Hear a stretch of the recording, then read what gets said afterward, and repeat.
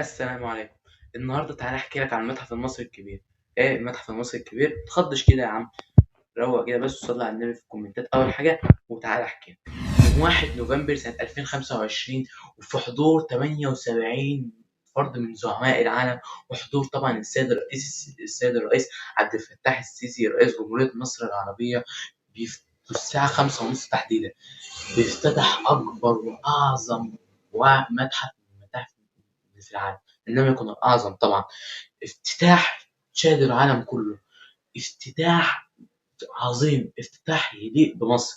افتتاح المتحف المصري الكبير ما كانش بس في مجرد افتتاح، ده كان عزة من كل المصريين. الافتتاح اللي كل العالم سمع عنه، والافتتاح اللي رج في كل الصحف العربية والعالمية والمصرية. كل العالم كان بيتكلم على الافتتاح. وسيبك من الافتتاح بقى وتعالى كده بينا وصلي على النبي كده قبل أي حاجة. تعالى بينا نحكي عن المتحف.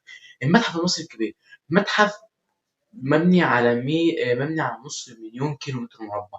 ده ما شاء الله، ده صرح مش متاحف، دي سلسلة متاحف مفتوحة يا جدع. المتحف اللي يعتبر ان هو ضعف متحف اللوفر. متحف اللوفر مش ده عامل المتحف اللي في فرنسا اللي كنا قلبين عليه الدنيا كنا بقى. دلوقتي المتحف المصري الكبير طبعا يا عم ده مغطى عليهم كلهم.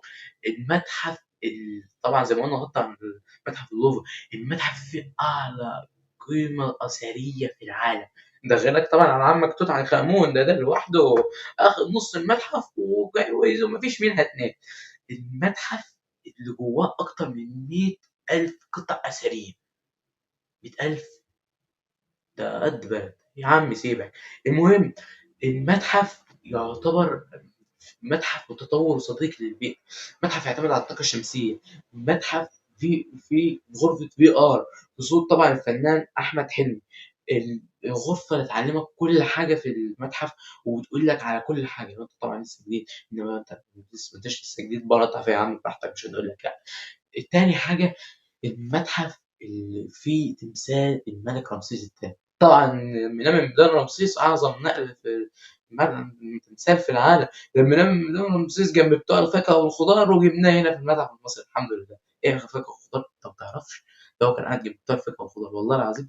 تعالى يعني ال... والمسلة اللي اكتشفوها في مقبرة توت عنخ آمون لقوها مرمية جدا ملهاش إيد النسبة. عندنا مسلات كتير، عندك يا عم مسلات في أمريكا في لندن. لندن دي لوحدها فيها هم بيقول لك تلتين آثار مصر بره صح؟ لندن دي لوحدها فيها تلات أرباعهم، ما تخضش كده. وكمان المتحف اللي فيه طبعا زي ما قلنا أغنى كنز في العالم، كنز الملك توت عنخ آمون، الملك الذهبي. الملك طبعا يعني هو مع فترة حكومه كانت قصيرة جدا جدا جدا، وتولى حكمه وهو صغير جدا جدا 9 سنين. ده احنا عندنا هنا الطفل 9 سنين بيبقى داخل في السنة الأولى وبنقعد نزغرط. الحاكم اللي هو الوحيد اللي مقبرته ما اتسرقتش واكتشفت. ولا أقول لك جايب عليه فيديو تاني بتفرج عليه. سيبنا من ملك توت عنخ آمون ده وتعالى نمسك في فقرة تانية. تاني حاجة المتحف على بعد 2 كيلو متر من الأهرامات، يعني 5 دقايق بالعربية أنت تخلص عن أجدادنا تروح اللي عملوه أجدادنا مش خالصين. المتحف المعمول في بناء جغرافي وبناء هندسي روعة روعة.